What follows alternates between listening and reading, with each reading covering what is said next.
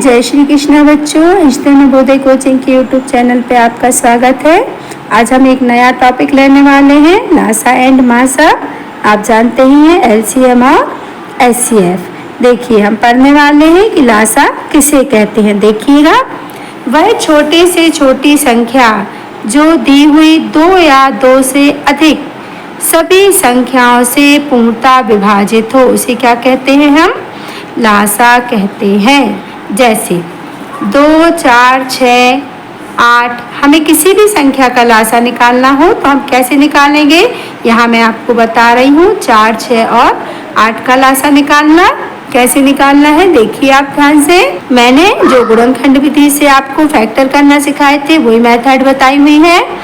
हम इसके अंदर लिख देंगे 4, 6 और 8। इनके बीच में हम एक लाइन भी लगा लेते हैं। अब हम देख रहे हैं कि 2 का डिवाइड 4 में भी जाएगा, 6 में भी जाएगा और 8 में भी जाएगा। तो हम इसको डिवाइड देते हैं।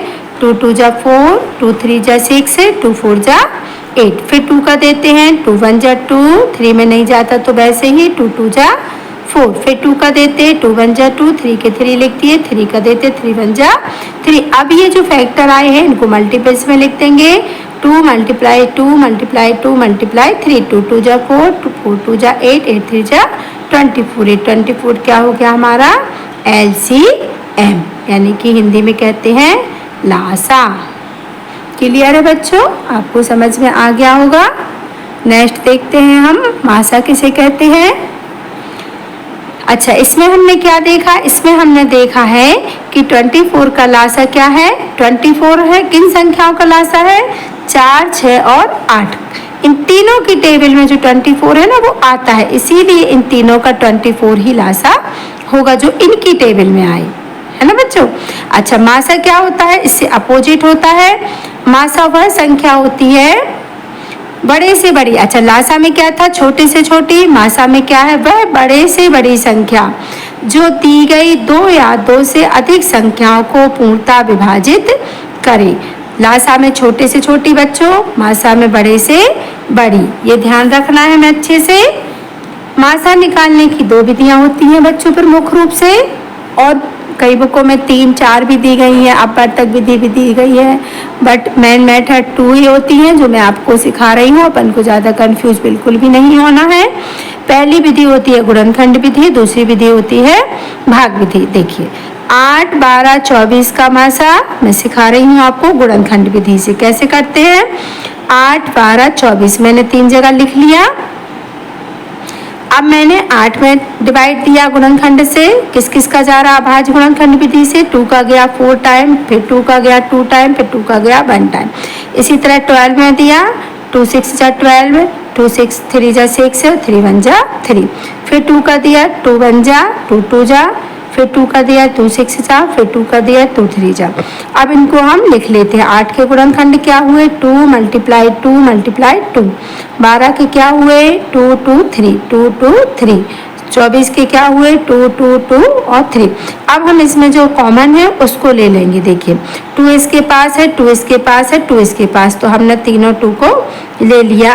1 2, 3 2 में से हमको 1 2 लेना पड़ेगा। फिर ये 2 8 के में भी है, 12 में भी है, 20, फिर 1 2 ले लिया। अब ये 2 इसमें है लेकिन इसके पास नहीं है, इसके पास है लेकिन इसके पास नहीं है, तो हम 2 नहीं ले सकते। अब ये 3 इसके पास है, इसके पास है लेकिन इसके पास नहीं है, तो हम 3 भी नहीं ले सकते मासा के लिए। तो हमारा मासा सिर्फ 2 मल्टीप्लाई 2 यानी कि 4 ही आएगा। ये हो जाएगा हमारा आंसर।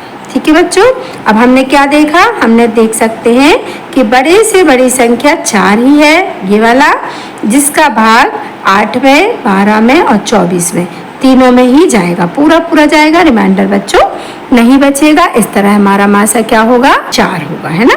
ठीक है बच्चों, समझ में आ गया। मैंने 8 के फैक्टर निकाले, 12 के फैक्टर निकाले, 24 के, तीनों को लिखा, तीनों की जोड़ी बनाई।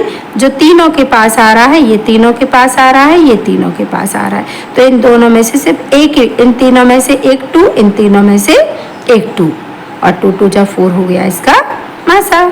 ठीक है बच्चों, जब हम छोटी संख्याओं का मासा निकालते हैं तो गुणनखंड विधि से हो जाता है, लेकिन जब हमें बड़ी संख्याओं का मासा निकालना पड़ता है और विशेषतः अभाज्य संख्याओं का, तब हमें ये वाली भाग मेथड ही अपनानी पड़ती है। तो हम भाग विधि सीख लेते हैं। भाग विधि देखिए, मासा निकालने की भाग विधि क्या होती है। 8, 12, 24 का मासा निकाल रहे हैं हम। हमें सबसे पहले क्या करना होता है, जो बीच वाली संख्या है, बीच मतलब ऐसे बीच नहीं, जो छोटे से बड़ी और बड़े से छोटी, ऐसे वाली बीच। जैसे 12 है, 24 से छोटा है लेकिन 8 से बड़ा है, तो ये बीच वाली संख्या हुई। इसमें पहले हम 8 का भाग देंगे छोटी संख्या का। तो हमने दिया 8 1 का 8 बचे 4। अब इस 4 को हम बाहर लिख देते हैं और इस 8 जिससे हम भाग दे रहे थे उसको अंदर। अब इस 8 में हम 4 का भाग देंगे, 4 दूनी 8। तो इन दोनों का मासा हो गया 4, जिसने इसको पूरा पूरा काट दिया। अब 2 का तो हो गया, अभी 24 और बचे, तो हम 24 में फिर 4 का भाग देख लेंगे। 4 छंग 24, यानी कि 4 हमारे हर तरफ से मासा आला है। तीनों का मासा 4 जो है, तीनों को काट रहा, तो हमारा मासा क्या हो जाएगा 4। यही हमारा क्या हो जाएगा आंसर। अच्छा बच्चों, आप एक चीज को बहुत ध्यान कर लीजिए, अच्छे से नोट कर लीजिएगा। दो संख्याओं का गुणनफल उनके लासा और मासा के गुणनफल के बराबर होता है। मैं आपको इसको नेक्स्ट वीडियो में अच्छे से समझाने वाली हूँ। अब इसे आप देख लीजिए, लिख लीजिए। मैं आज फार्मूले भी आपको देने वाली हूँ, आपको सिर्फ आज लिखना है और समझना है। नेक्स्ट वीडियो में आपको इन सब के एग्जाम्पल समझाऊंगी, सभी को सॉल्व करके दिखाऊंगी अच्छे से। सूत्र मैंने कुछ लिखे हुए हैं, आप देख लीजिए ध्यान से इन सूत्रों को। पहला सूत्र मैंने लिखा है, पहली संख्या गुणित दूसरी संख्या बराबर क्या होता है, लासा गुणित मासा। सेकंड सूत्र लिखा हुआ है, अगर आपको दूसरी संख्या निकालना हो तो दूसरी संख्या का फार्मूला होता है लासा गुणित मासा बटे पहली संख्या। आपको अगर लासा निकालना हो तो फार्मूला होता है संख्याओं का गुणनफल बटे मासा। आपको मासा निकालना हो तो फार्मूला होता है संख्याओं का गुणनफल बटे लासा। इसको आप ठीक से लिख लीजिएगा बच्चों, सारे फार्मूलों को। भिन्नों का मासा निकालना हो, भिन्न आपको मैंने पढ़ाया है, जब अंश और हर के रूप में संख्या लिखी होती है तो उसको क्या कहते हैं, भिन्न। और जब हमारे पास भिन्नों का मासा निकालने आता है ना, तो जब मासा जो चीज निकालना है, जैसे मासा निकालना तो अंशों का मासा हरों का लासा, और जब हमें लासा निकालना होता है तो अंशों का लासा हरों का मासा। ठीक है ना बच्चों, ये सारे फार्मूले आपको बहुत अच्छे से याद करके रखना है। नेक्स्ट वीडियो में आपको इन सबको अप्लाई करके दिखाऊंगी, सबके एग्जाम्पल लिखूंगी और सबके एग्जाम्पल आपको फार्मूले समेत समझाऊंगी। तो नेक्स्ट वीडियो का इंतजार कीजिए। मिलते हैं अंशिता नवोदय कोचिंग की नेक्स्ट वीडियो में। आप चैनल को लाइक सब्सक्राइब कर लीजिए और शेयर कर दीजिए। जय श्री कृष्णा।